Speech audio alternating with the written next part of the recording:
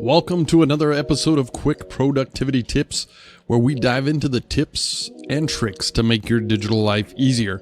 Today, I'm going to show you a super simple way to add page numbers to your Microsoft Word document.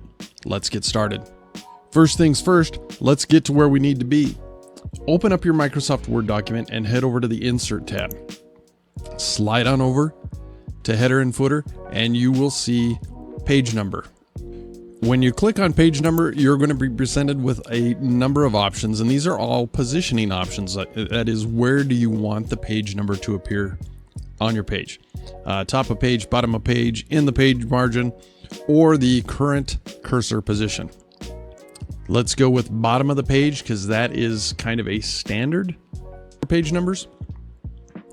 If you hover over this and you scroll down, you'll see there's a lot of different styles and options. All you need to do is choose the one you like. I'm going to choose this one. I like this page number of pages, total pages. And there we go. We have the page number on the bottom of my page. Now, if you want, you can style this even further. If you highlight this text, you'll see you get the standard Microsoft Word editing bar.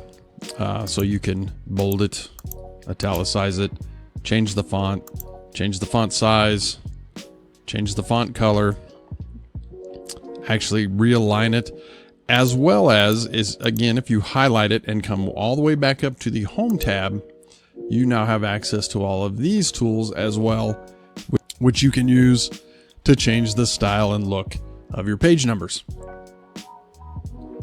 If you ever want to remove page numbers, it's a simple process as well.